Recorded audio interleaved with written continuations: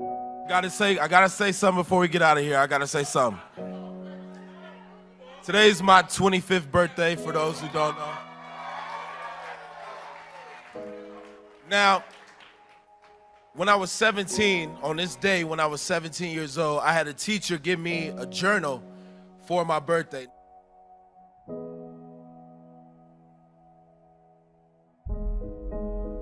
I used to daydream in class all the time. And I had a teacher, Rochelle Nondorf, I love you. She gave me a journal, and on the cover of that journal, it said, "Go confidently in the direction of your dreams and live the life that you've imagined." Now that's a quote from an American author, Henry David Thoreau. Now I want everybody to take a look in the room right now, because if you don't know, we the underdogs. Straight Outta Compton was my first taste of being an underdog. I had to audition for over 2 years to get my role. And a lot of people who work on the movie didn't want me to get it. But he wanted me to get it. That's really all that I need. And so everybody, to all the underdogs, to everybody who's had somebody tell them they can't do what they want to do, family members even tell them they can't do what they want to do. The people who look in the mirror, and when you look in the mirror, all you got is that one person that believes in you, I'm here to tell you that's all you need, baby. So to the underdogs, I don't care what it is you do. I don't care if you act. I don't care what job you have. You got a boss that's seen a dozen, seen 100, seen your type 1,000 times, but let them know they ain't seen you yet. I'm out.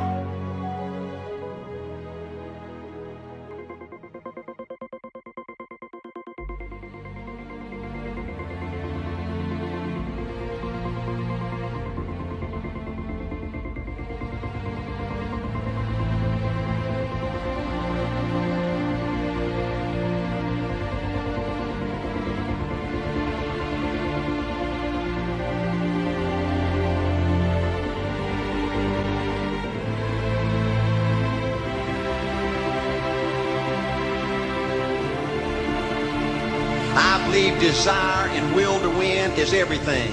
I don't know why I'm like I am, but my butt's always burning. There's always something say, Art, dadgummit, you're supposed to go far. Art, dadgummit, you're supposed to be somebody. You're supposed to make a difference with your life. What does the $500,000 a year person do? The $50,000 a year person doesn't do.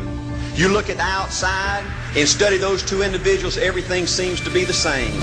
They both are the same sex, they both are the same age, they have the same training, the same positions, the same contract, the same fringe benefits. They both are successful, they work hard, they're good family people, make tough commitments. But what's the difference? What does the $500,000 a year person do? The $50,000 a year person doesn't do. He pays the price and a little bit more.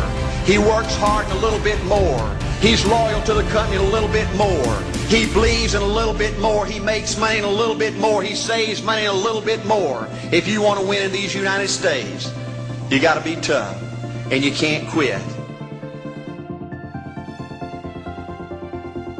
Folks, if you want to win in business, you got to be a leader. Leadership is everything. You show me anything in these United States that win, I'll show you a leader at work.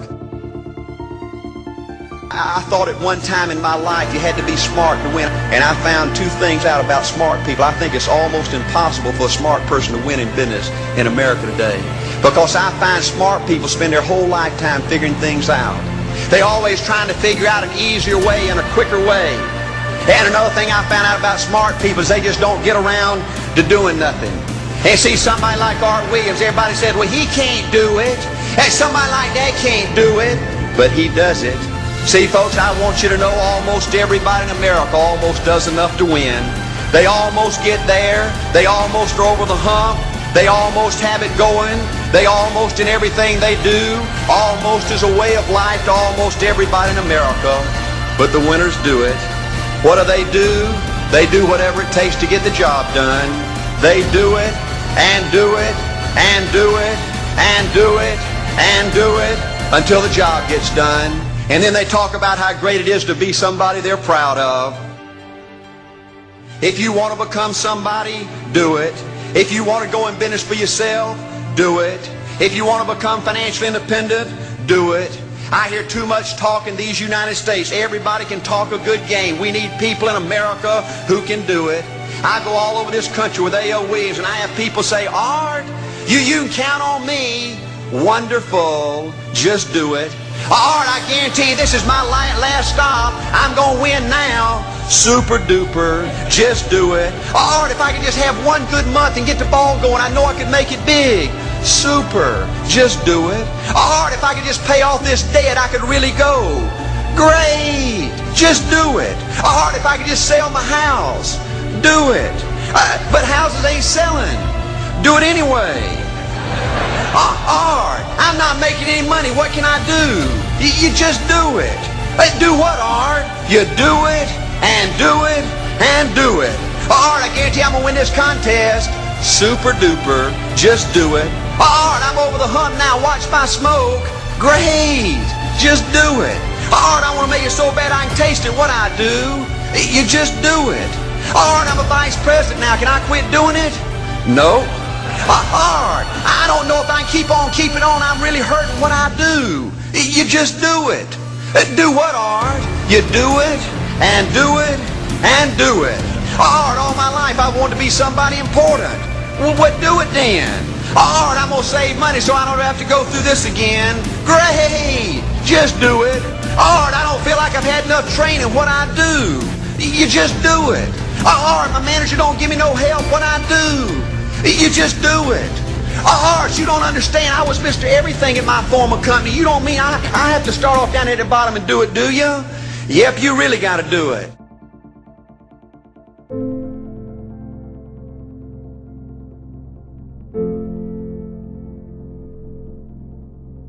But I want you to know that while they're getting the diamonds and the millions, there are a lot of people around the world, for them, it is the worst of times. The best of times and the worst of times. That's called serious matter. How come such a difference from those who can reach such incredible heights and those who haven't yet found the answers for their life and their health and their future? We just have to ponder that and let that give us a note of seriousness, a note of seriousness. It's serious whether you win or lose.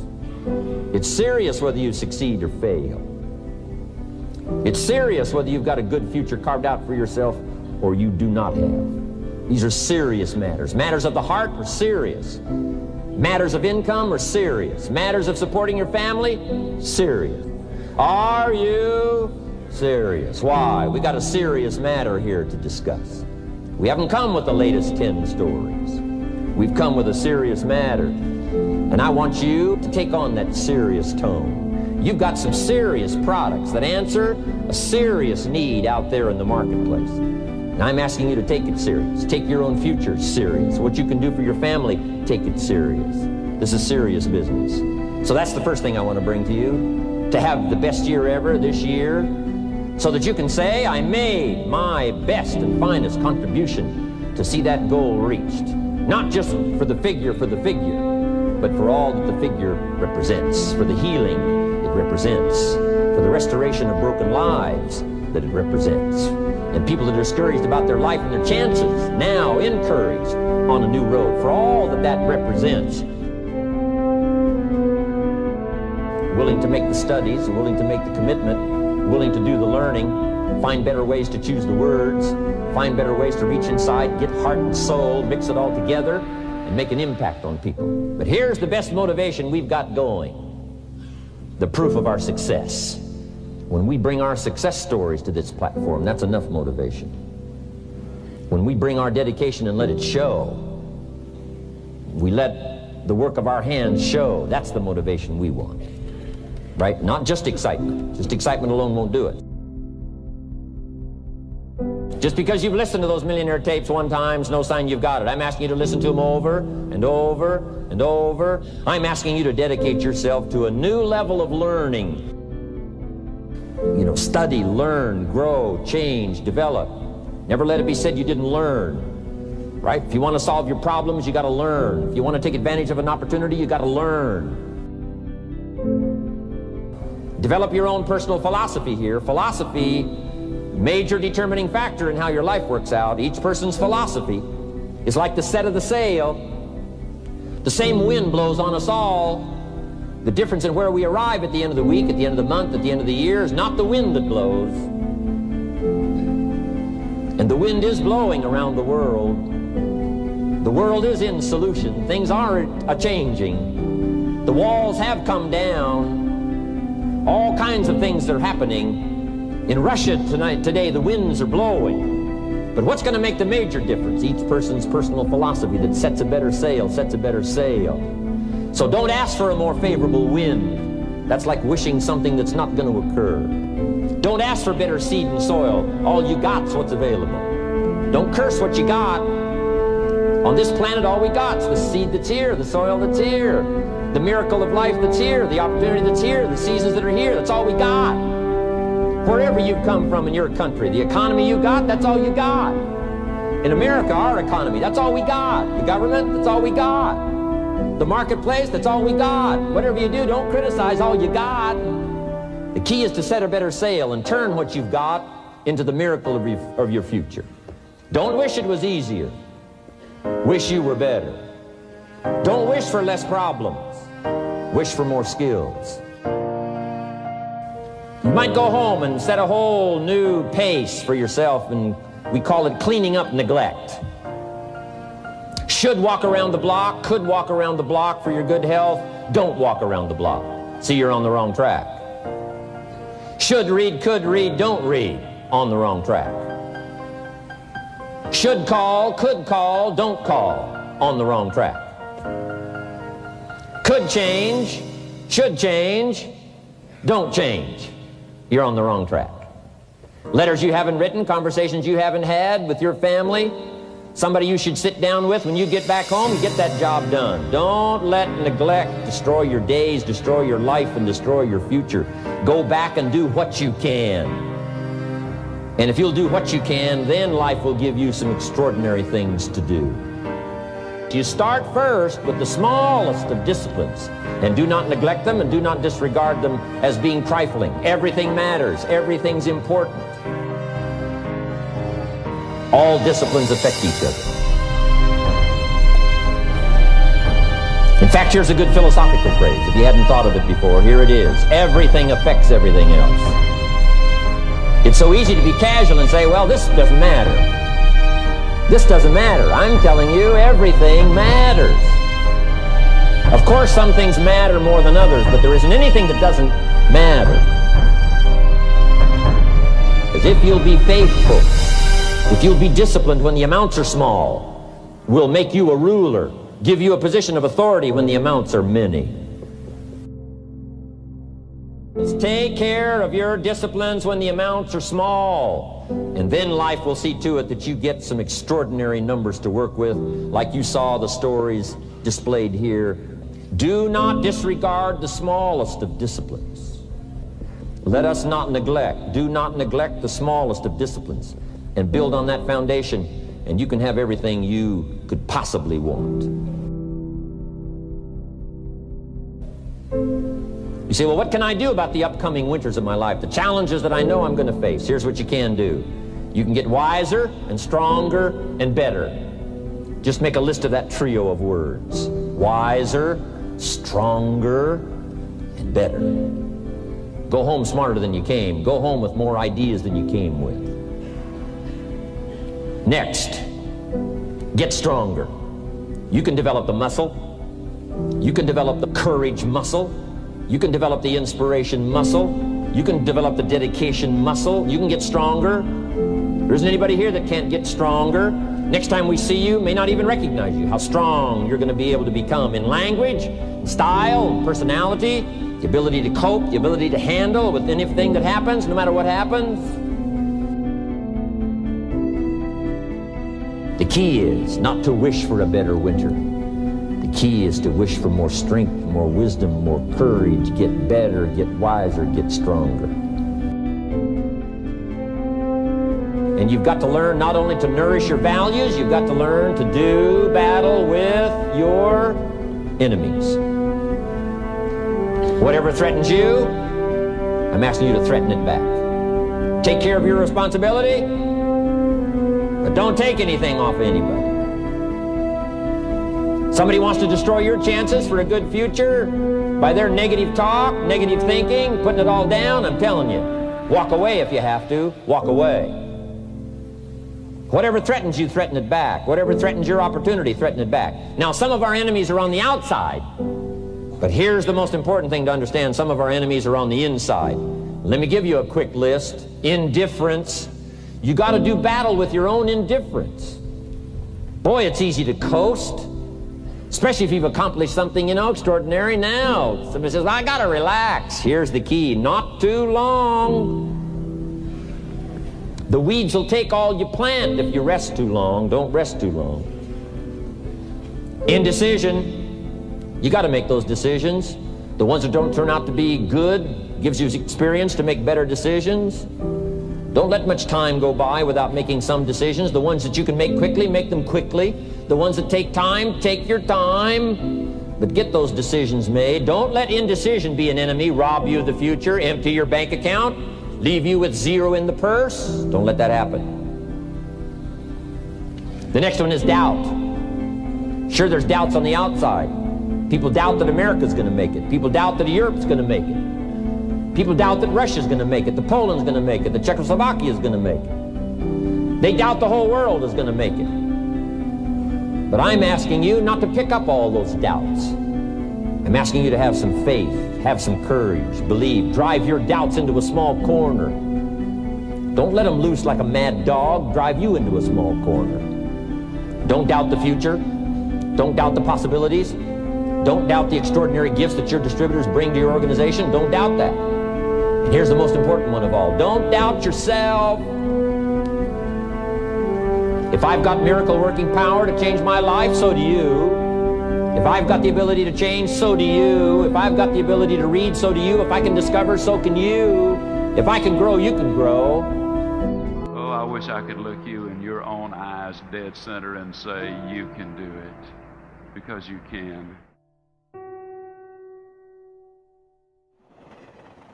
Believe in you because you're unique. There have been over 10 billion people to live on the face of this earth. There's never been another you. Believe in your fellow human being. Believe in what you're doing, the company you represent.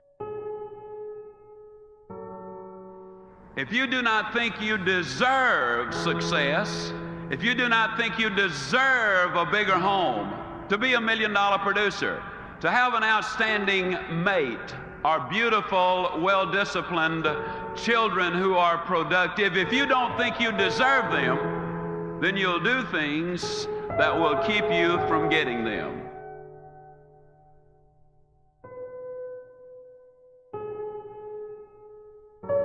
The greatest message I could ever give to you is that one simple thing. Yes, you can grow. I say it with all of my heart. I know in my mind that man was designed for accomplishment, that he's engineered for success, that he is endowed with the seeds of greatness. You can start from where you are with what you've got. And so long as you build on a moral foundation, I believe you can get anything you really want if you'll just help enough other people get what they want.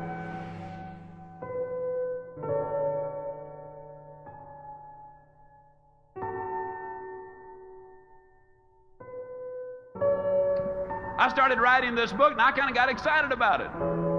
I put in there some words. You can go where you want to go. You can do what you want to do. You can be like you want to be. And man, I wrote those words and I said, now Ziegler, that's pretty good. When I wrote this book, I was convinced it would sell. I sent it to 3 publishers. They were convinced it would not sell.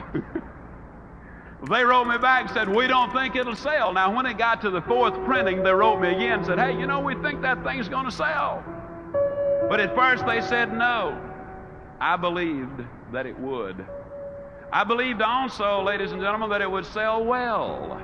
I was enthusiastic about it. I did a lot of work on it. So I decided I was going to go ahead and print the book myself. Now, most authors who print their own book, they generally print 1,000 copies, maybe 2,000, in rare cases 5,000. But I believe the next point about a goal is tremendously important. I believe you've got to have commitment. And I made that commitment. I ordered 25,000 copies for that initial printing. I tell the story because it's a story of goals, of big goals, of lifetime goals, of monthly goals, weekly goals, hourly goals even, ladies and gentlemen. I'd made a commitment. You got to have those long-range goals. And the rule is a simple one. You go as far as you can see. And when you get there, you'll always be able to see further.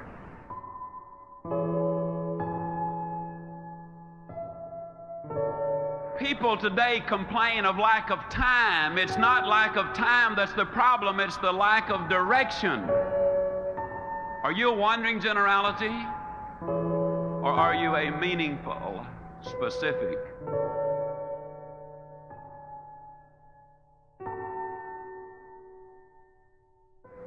Tell me the truth now, Zig. How did you feel about getting up in the morning and going out there and doing that running? How'd you feel about it? I'm going to tell you the truth. I hated it. Man, that alarm clock would sound off, you know, and I'd lay there for a minute and I'd think to myself, Ziegler, what's a 46-year-old fat boy like you doing getting up running all over the neighborhood? Your buddies are sound asleep. What are you trying to prove? Well, I didn't want to look like me. No way. So I'd get out of bed. But just because I was running, that didn't mean I had to like it. I ran in the snow of Winnipeg, Canada. I ran in the sands of Acapulco, literally. I ran in the orange groves of Florida. I've run in the rain right here in Minneapolis. And then one day, ladies and gentlemen, I was running in Portland, Oregon. Beautiful day. Never forget it. About 78 degrees. I was on Portland State University campus. And it was about 12:30 or 1 o'clock. I was scheduled to speak, I believe, at 4 o'clock. And I was out running, and as I was running on that campus, I looked around. Some of the kids were laying on blankets, reading. Some were studying. Some were courting. Some were just relaxing. Here comes old Ziegler running by, you know. Sweat running down my back, sweat running down my legs, you know. And for the first time that day, it dawned on me that I was not paying a price. For the first time that day, ladies and gentlemen, it dawned on me that I was having the time of my life. It dawned on me that I was enjoying every single step that I was taking. I'm stronger than I was a quarter of a century ago. I can do things that I could not have dreamed of doing just a few years ago. I contend that you do not pay the price for good health. You thoroughly enjoy the price.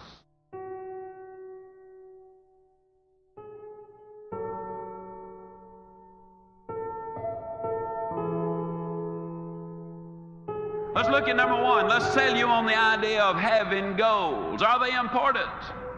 At Yale University in 1953, they did a study of the graduating seniors.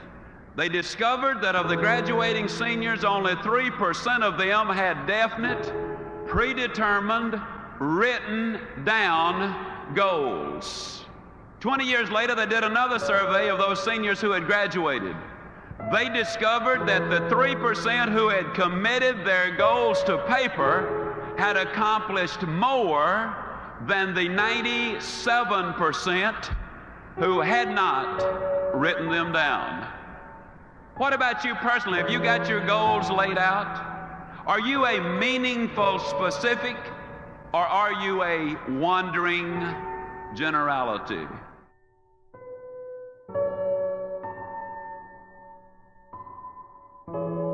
How could a man hit a target he could not see? That's a pretty good question. Here's another one. How can you hit a target you do not have? Have you got one? Are you a wandering generality, Or are you a meaningful specific? Are you going to work tomorrow because that's what you did yesterday? If that's the reason you're going tomorrow, you won't be as good tomorrow as you were yesterday because you're 2 days older and no closer to the goal you do not have.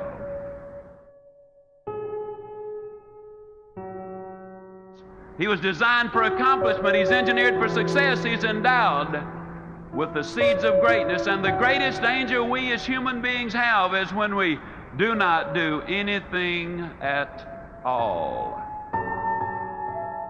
He had to work it. He had to make 100 calls a day. He had to sleep on the floor of the Penobscot building. He had to join Toastmasters. He had to join the National Speakers Association. He had to get rejected. He had to show up in audience and say, hold on, we thought Les Brown and the Band of Renown is coming. And by the time they left, they said that band is renowned.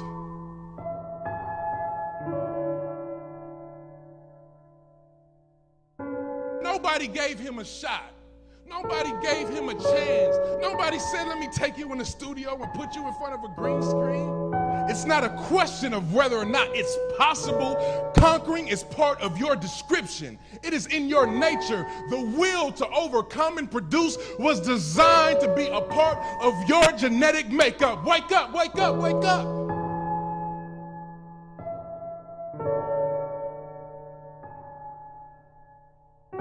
You pay the price for failure. You pay the price for a poor marriage. You enjoy the price of a good one. You enjoy the price of success. You just look at the people who've made it and the people who have not made it. I believe we've got to change our vocabulary. See, ladies and gentlemen, I don't believe you pay the price. I know that you enjoy the price.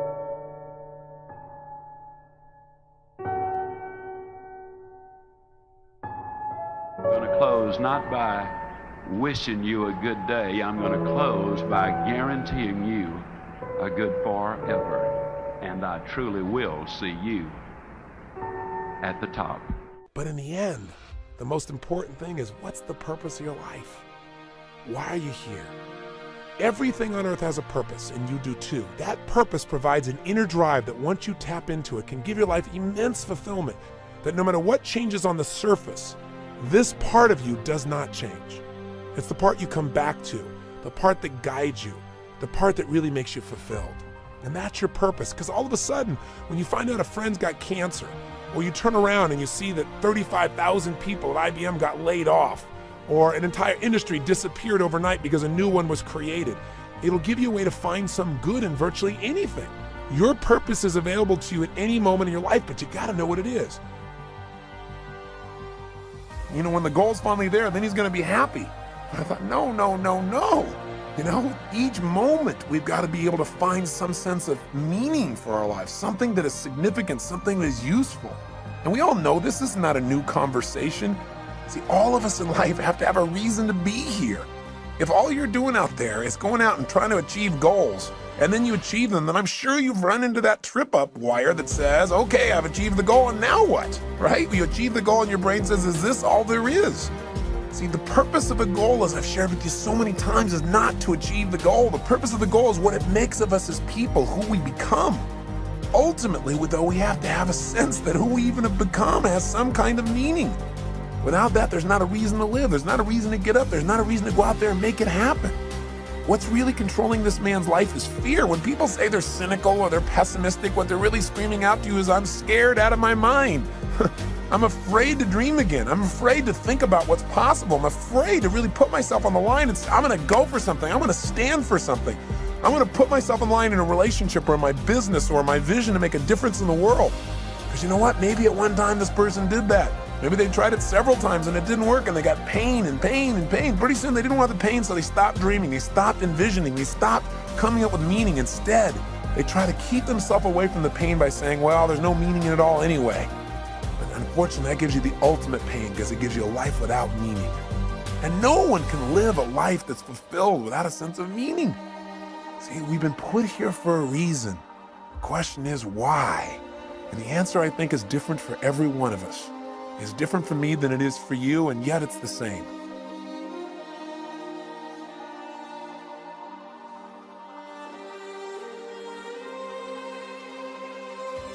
I'm really going to the essence of giving your life what you deserve, which is knowing that there are no mistakes, knowing that every little thing you do has a consequence. It can be a positive consequences if you choose it. The most powerful thing that has consequence in your life, though, is the thing we talk about so often, but I gotta say it again, and that is what's really ultimately shaping our lives are our decisions. The first decision is the decision about what to focus on. Where your focus goes is going to determine how you think, how you feel, what you do, ultimately what your life turns out like, what you're able to contribute. The bottom line is we must find an empowering focus out of any situation. The second decision that shapes our life and the meaning of our lives are the decisions that we make about what something means. Meaning is ultimately something we determine. That's the exciting part about it, and that's the scary part about it. And the third decision, of course, is what are you going to do when something happens? See, so much of the fear that we see in life comes from the fact that most of us don't feel like we're in control. We're running around trying to control all the events of our lives. And every single one of us is going to experience multiple situations in our life, no matter how skillful we are, where we cannot control the event. Where it's just not something that we can control because we didn't initiate it. Anytime you're dealing with other people, this is going to happen. Anytime you're dealing with Mother Nature, this is going to happen. Most of us in life are so afraid something's going to happen that we can't control. Therefore, we're going to get pain, that we try to avoid those things we can't control. We try to shape our lives, where we spend our time, who we spend our time with, what we do, by environments that we feel really comfortable in, where we feel like we're really in control of them. And what that does is it limits the shape and quality of our lives. We've got to be willing to put ourselves out there to discover what we're really capable of when we're put in environments when we don't know what to do, when we don't know what things mean, when we're not sure. It's in those environments that we grow the most. It's in those environments that we discover more of our true purpose as human beings. It's there that our character is shaped. You know, so many times we set goals or we have dreams or we have plans and we work our tail off and it doesn't come out the way we want. And a lot of people come out of those situations disillusioned or angry or resentful or frustrated. They look for someone to blame. But you know, sometimes I really truly believe that not getting your goal is part of the design. It's part of the game plan, causing you to dig inside and discover more of yourself, to really begin to use your real capacity as a human being, those traits that are within you that only expand when they're challenged, when demands are made upon them.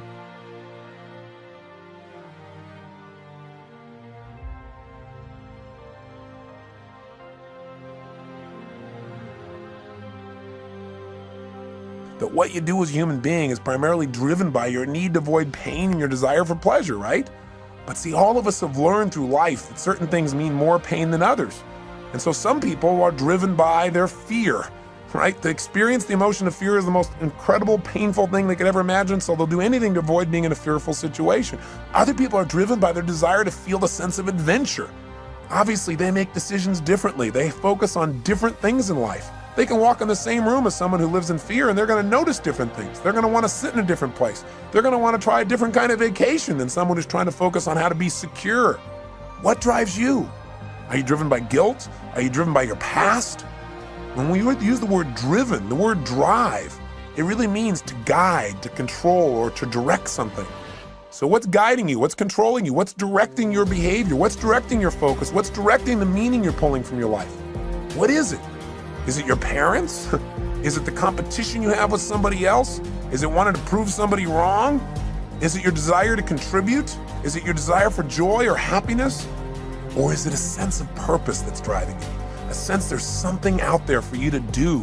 There's something you're designed to evolve into, to become, to share, to give, to create. You don't even know what it is, but you're willing to trust that each day more of it's going to come out.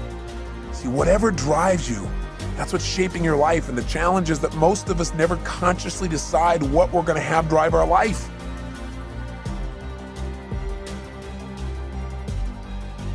If you don't trust, if you don't have faith, then you instantly die internally. You may not die physically, but you die emotionally. Because anything that's worth living in life requires faith. It requires trusting. It requires knowing that you can get out of the chair and walk on this floor. And when you step out on the floor, you don't stop and have to analyze, can I do this? And you don't weigh everything and think about your weight and the structure of the floor and what's underneath it. You just trust. Otherwise, you'd be immobilized. You have to trust to drive a car. You have to have faith to enter a relationship. You have faith to start a business. You have to have faith when all of a sudden somebody at this company says these 35,000 people are gone. You have to have faith that if you're one of those 35,000, that there is a better plan for you and that you will now act on that faith and take action and find that better plan, that better solution for your life. You must have that. You lose trust, you lose meaning. When you lose meaning, you lose your life. Again, maybe not physically, but certainly emotionally. And when you lose it emotionally, the physical loss of life often is not that far behind.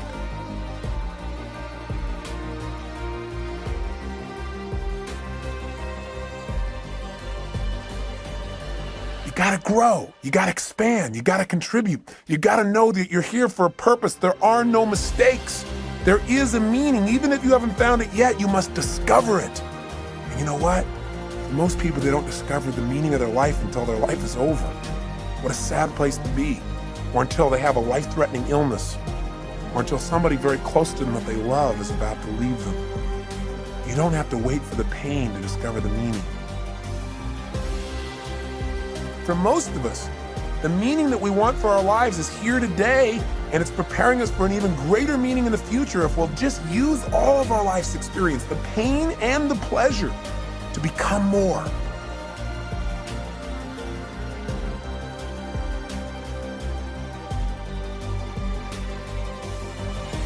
Decide consciously what you want your life to be about. Decide consciously what's the purpose of your life. Something simple, something you can live every single day. You know, I think that when I look at people's lives and I see the people who are having so much difficulty, I think the number one reason why people fail to experience joy in life, experience life as a win, is not because their life isn't a win, because the win can be just reaching out and touching somebody around you. The win can be just telling somebody that you love them. The win can be taking care of your body, God's temple. The win can be stopping and feeling grateful. The win can be anywhere. You don't have to land on the moon to have the win, and you can enjoy landing on the moon too. How much better to enjoy the process? Because we're going to spend most of our life in process towards the achievement of goals.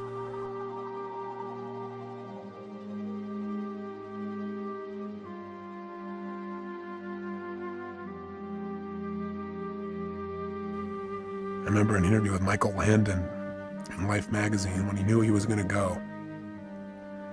And he said, quote, "Somebody should tell us right at the start of our lives that we're dying. Then we might live life to the limit, every minute of every day. Do what I say. Whatever you want to do it now. There are only so many tomorrows."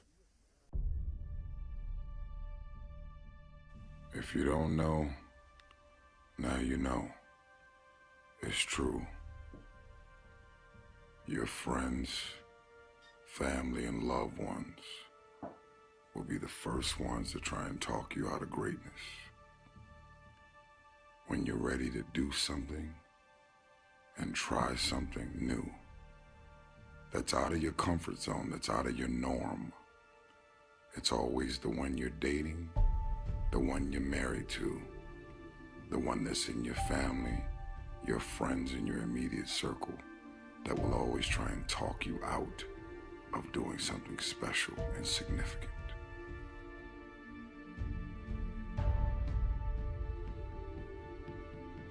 Walk into bold and uncomfortable doors without having fear and rejection, without having fear of the word no. Do you know how many people have had visions, ideas, and huge career moves that they were about to make, and they allowed the word no to stop them from changing the landscape of their life and their family lives? So many people are afraid of rejection and the word no.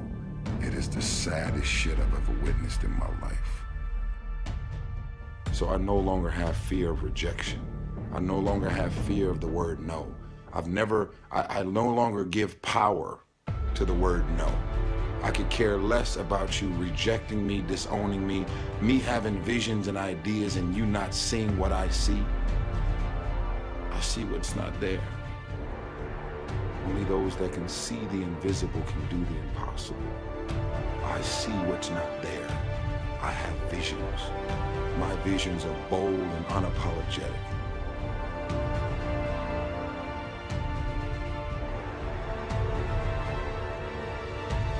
Boldly walk into the room with your head held up high.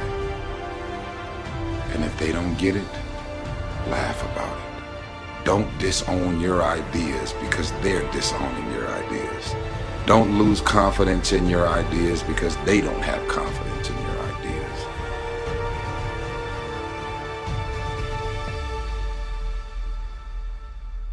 You got gifts, you got talents, you got capabilities, you got inventions, you got phone apps, you got all of these things that you need to unleash on the world.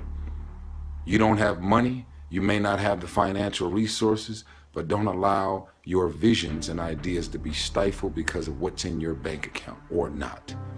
When you have visions and ideas, you do any means necessary to get a hold of the investors and the people with all the money in the world who don't have your ideas to see to it that your ideas come to life.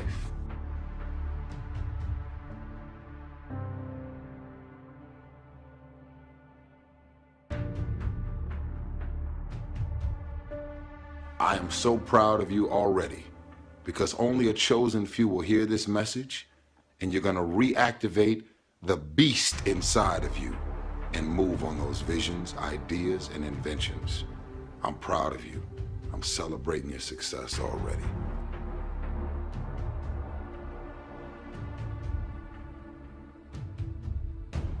What is the secret of achieving goals? How do you really quantitate it? How do you put it down so every day you know if you're going in that direction of success or maybe you're altered? People are like, man, is it your genetics? Is it your potential? Is it, when it comes down to it, success has nothing to do with potential. It's all about the perseverance of somebody. That will override any endeavor. If you throw shit against the wall, eventually something will stick. You guys that have this potential, don't have this potential, that shit dies. What continues to last forever is a perseverance to always show up. That's what champions do. Every single champion is the same as every ordinary person. The only differential is that they show up to the event every single day. They see failure as a learning curve. They welcome failure. You learn more from failure than you ever will from success. So showing up and getting knocked on your ass, finally tested before you stand back up and re-face that endeavor is going to be the overriding factor that makes a difference. How do you know when you're doing those things? The small things in life add up to those big monumental things. When I say the small things, it's a character building block.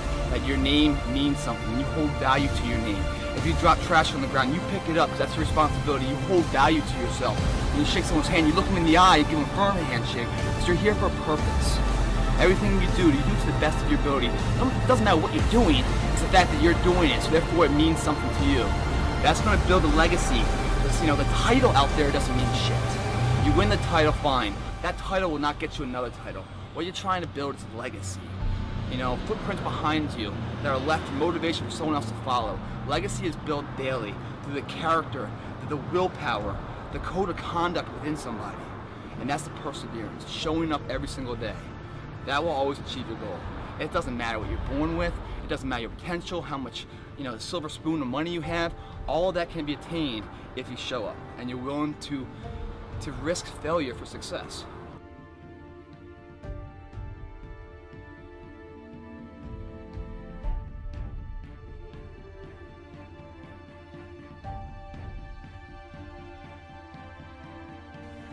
I want to introduce y'all to this very simple concept. That if you want it, you got to go get it. Some of y'all got this concept of what you want to accomplish. Some of y'all are motivated by broke. I'm broke, I'm stuck, I'm fucked up, I can't do nothing. Some of y'all are motivated by just wanting to accomplish the things that you want to accomplish. Other folks are motivated by materialistic things. It's a very simple concept. If you want it, you gotta go get it. And what does that mean? It means that you trying to convince me or anybody else that you want to get it when you partying all week. As soon as you get any kind of money, you buying a bunch of shit that you really can't afford. What you got the latest iPhone for? See, everything about what you're doing and the moves that you're making is getting in the way of the big picture. Everything. You still clubbing, you still partying, you still popping bottles with models. You doing the most already, and you ain't even on. You trying to convince everybody around you that you on, but you not on. You know the truth, and I know the truth. You ain't on. Most of the people who really ain't got it, they go out of their way to try and show people that they have it.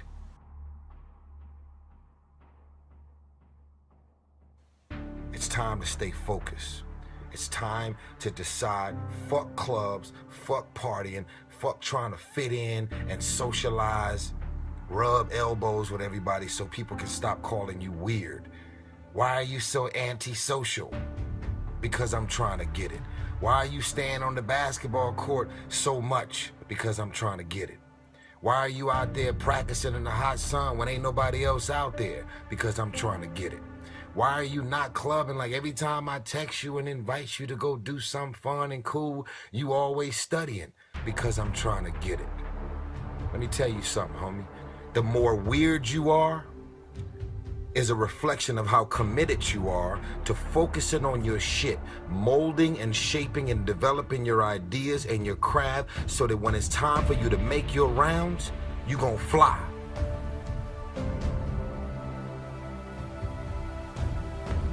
You still got work to do. Stay on that basketball court. Stay on that football field.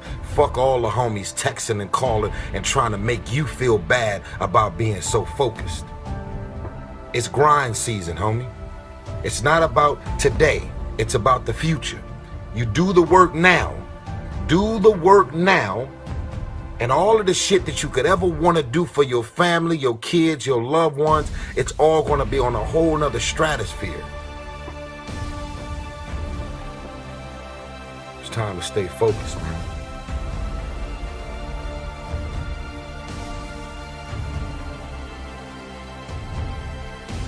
This is what I hope. I hope this video makes you uncomfortable. Because I look at this as a mirror.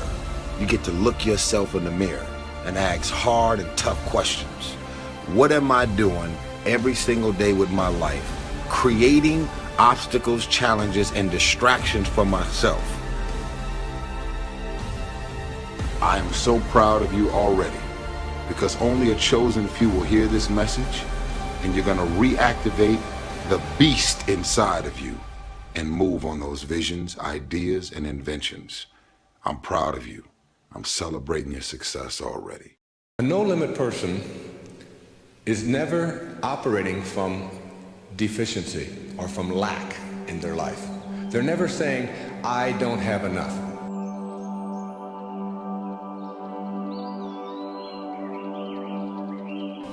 You see, you're never going to get enough. You already are everything. You're everything that you need. Think of it for just a moment. Everything that you need to have total bliss, perfection of your life, you already are. You already have it. You came into this world with nothing. That's how you're going out. And the time that you have here, what you have is your uniqueness, your specialness. And you don't need anything else. Now think on this. If you don't know how to appreciate what you have and where you are in your life, you don't need anything else.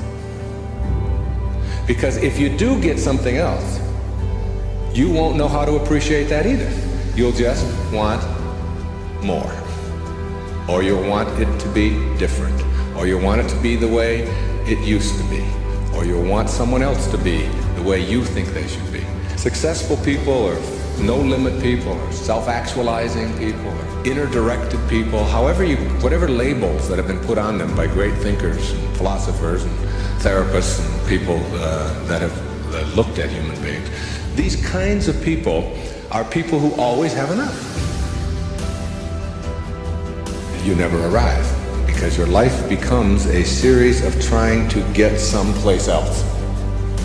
And it is If you follow that, if you live that, if you behave that, then what happens to you is you become a person who will always suffer from this disease called more. You always have to have more. Choosing your own greatness, or being a no-limit person, taking charge of your own life, something I really believe that you are the sum total of all of the choices that you've made up until now.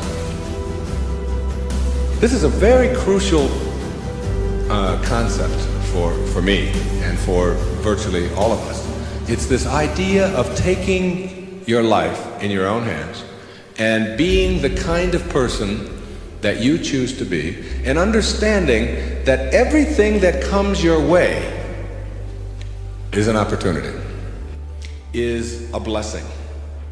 And it wasn't until I learned how to celebrate virtually everything that came my way that I was able to transcend it.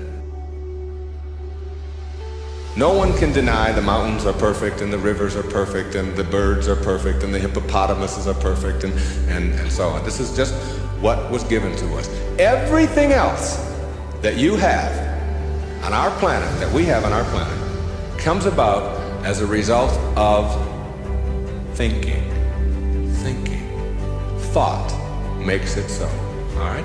This microphone comes about as a result of thinking. Somebody imagines it. Somebody then tells somebody else, and it creates it. The dress that you're wearing, the shirt that I'm wearing, the shoes that you have, the stage, these cameras. Everything that you see that wasn't given to us was created by man as a result of the way that we think. So what gets inside of us as a cell comes about as a result of the way that we choose to think in our lives. Very important principle to understand, because once you get a hold of thinking, and that it creates everything that you have in your life, you can change and make it as absolutely perfect as you want it to be, because thought makes it so.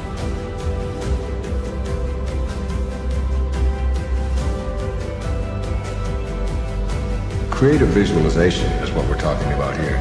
The imagery, or the image that you have of anything in your life is really like mental behavior. It's like going out and practicing. You go out and practice with a basketball, shooting free throws over and over again. That's physical practice. Imagery is mental practice. It's mental behavior. When you have an image that you can succeed at something, when you have an image that you can do it rather than that you can't do it, when you get into your car and you have an image that you're going to find a parking place rather than that there'll be no place to park, so you're not looking for no place to park, you will start acting on the image that you have, very much like you will start acting on the practice that you have when you're shooting baskets or when you're hitting a forehand or working on your soup or anything else that you're doing.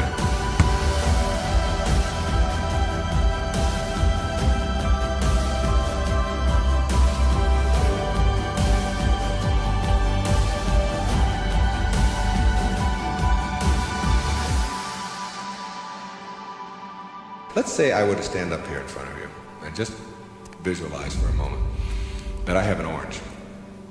And I take this orange and I squeeze it as hard as I can squeeze it, okay?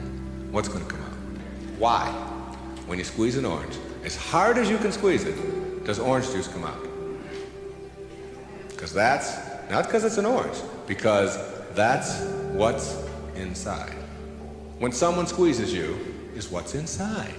This is the vital principle of being a no-limit person. It's so crucial to get this and understand that if you have any hatred in your heart for anyone in this world, or any anger or any fear or any of those things, it has nothing to do with the rest of the world. It only has to do with what you put inside. Now, how does what gets inside of you get there? That's the key. How does it get there? As you think. Only as you think. You see, there's no anger in the world.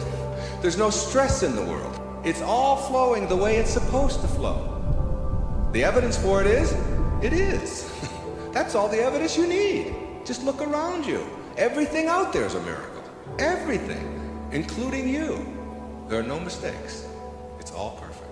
And everything that happens to you in your life Whether it's a trauma, whether it's a disease, whether it's somebody treating you in a certain way, there's a lesson in all of it. No limit people understand the lesson in life, and therefore celebrate the lessons. It's true. And when you get to that point in your life where you're not cursing the things that come your way and blaming the things that come your way, and particularly blaming it on somebody else, and you hear it all the time. She hurt my feelings. How's that possible? How can anybody hurt your feelings? Your feelings come from your thoughts. No one can hurt your feelings without your consent. No one can make a fool of you without your consent. No one can embarrass you without your consent. These are choices that you have that come from the way that you think.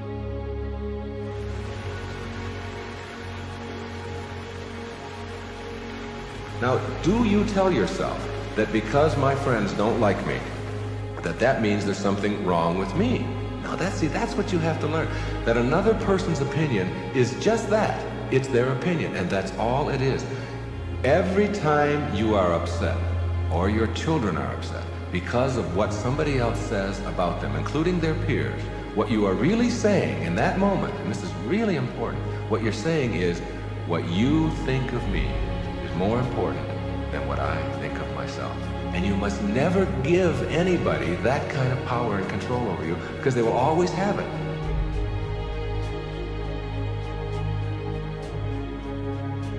Thoreau said this, he said, if you advance confidently in the direction of your own dreams and endeavor to live the life which you have imagined, you will meet with a success unexpected in common hours. What that means is that success is not something that you can get in life. Success is an inner process. Success is something that you bring to everything you do in your life. It isn't something you get out of what you do. And when you get that, and you learn how to get the junk out, and advance confidently, doing what makes the most amount of sense to you based on your inner signals, and the one issue of morality, which is you never interfere with anybody else's right to do the same. Each person has their own right to advance confidently in the direction of their own dreams. Then success will begin to chase you, and it will come into your life and arrive in your life in amounts that you never dreamt of before, that you never dreamt of. Things will start happening to you that you would never imagine before. In the middle of the road of my life, I awoke in a dark wood where the true way was wholly lost. How do you know that you're on your path? Because it disappears, that's how you know. How do you know that you're really doing something radical? Because you can't see where you're going. That's how you know. But everything you have lent on for your identity has gone. And so you are going to enter the black contemplative splendors of self-doubt at the same time as you're setting out on this radical new path. And then, you see, if you can put this across, people suddenly say, wow, amazing. So here are some of the steps along the path. And the amazing thing is that the steps are very precise. Being, to me, means seeing the greatness and the uniqueness in you, and never letting anybody else convince you to the contrary. When people ask me, come on, you're always talking about being up and you're always positive and so on, you mean to tell me that you're always that way? I say, yeah, I really am. And it isn't because I'm out there doing something in an artificial way. It's an authentic response to my having gotten the junk out of me. And the junk is the way that I used to think, the way that I used to think.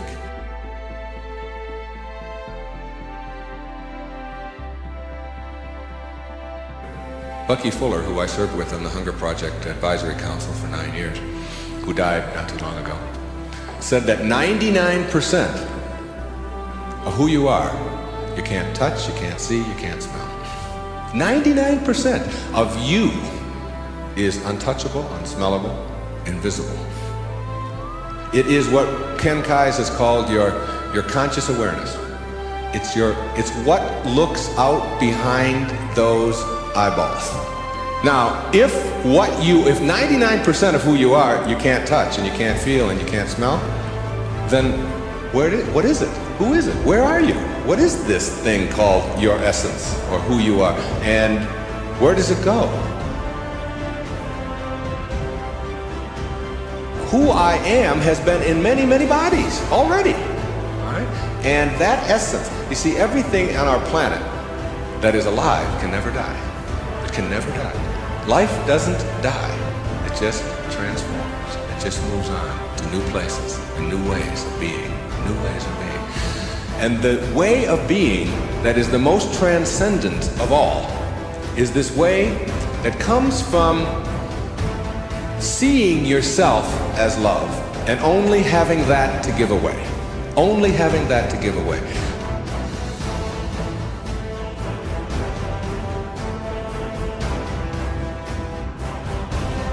But what you do put out in the world is exactly what's coming back to you. And if you find things coming back to you that you don't like and don't understand, don't ask yourself why these things are coming to you. Ask yourself what you're doing to make them come back to you. And when you start putting the responsibility on yourself, you'll start seeing dramatic changes. Dramatic changes. New way of being. Instead of ethics, instead of rules, ethics. Another new way of being. Instead of looking all your life for achievements and externals, try living your life on knowledge for the sake of knowledge. Knowledge instead of achievement. For the sake of knowledge. Being in a context in which you don't have to collect a lot of merit badges. You don't have to collect a lot of awards and other people's value judgment. That you go to school or you go out into the world or you read or whatever it is you do because it makes sense to you, not because of what somebody else is going to put on a transcript or where you're going to appear in a class list. We need to help our children to understand and value the importance of knowledge for the sake of knowledge and doing things that make sense rather than taking the easy way.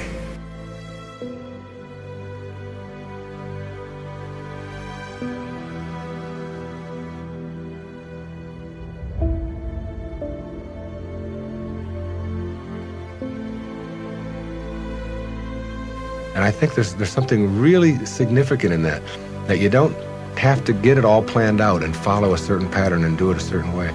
If you just sort of trust your inner instincts and go with that and live each moment, the goal stuff will all take care of itself. But if you're sacrificing and pushing your life aside and suffering on your way to trying to get someplace, you'll never get there. It will always elude you because once you get there, you'll just have to upgrade it. And that's because that's all you'll know. Nowness is that purest form of sanity, living in this moment and enjoying it. And all the rest of it will sort of work its way out.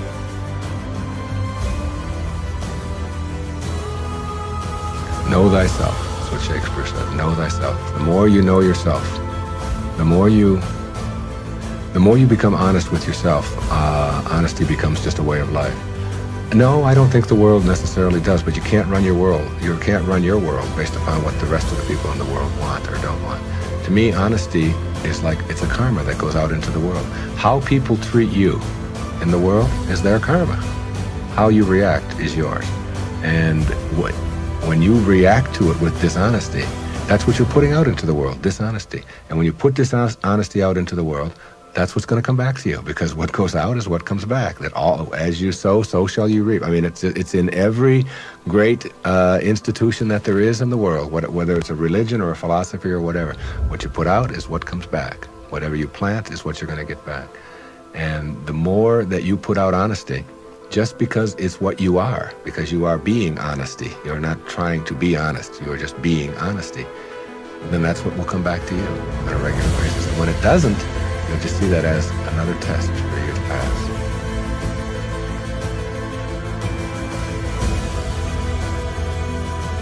It means that you can find joy in every moment that you have in your life instead of always looking for it. It means that while you are driving along the countryside, you know, and seeing, instead of saying, oh, I'm on my way to this point, that you can open your eyes and see it with new eyes. See the rolling mountains, see the grass, see the deer, see the sky.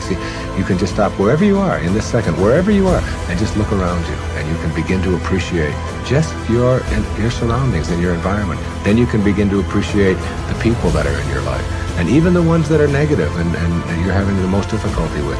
You can practice a new way of being with them, which is sending them love, sending them flowers, send them books, send them a tape, send them something, and just see what kind of reaction that you get.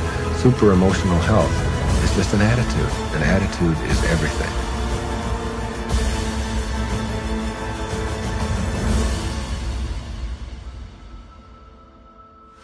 Forgiveness is the vital ingredient on the path of enlightenment. And if you don't know how to do it, then practice sending out love. Take the person or the people that you're having conflict with, any place in your life, send them something. You don't have to even do it physically.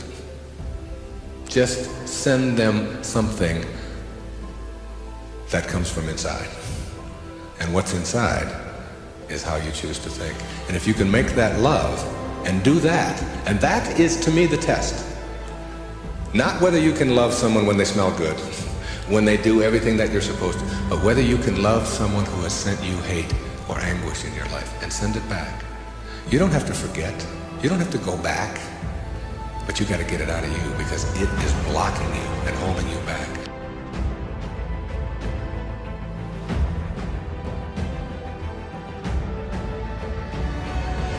They are independent of the good opinion of other people. Of the good opinion of other people. Independent of it. They're so busy advancing confidently, doing the things that make sense, and bringing success to changing their baby's diaper, and bringing success to weeding their garden, and bringing it to the job. They bring it on the airplane so that when they run into somebody who is rude to them, a stewardess that is rude, they don't see it as an attack on them. It's just where they are, and they send them love. That's when you start coming back to yourself. That's what enlightenment is. That's the pathway to enlightenment. When you send out that stuff that is destroying you, that is killing you in one way or another, and you move yourself back over here, and eventually you get yourself all the way back. This is the light over here. This is the place where you can't go back.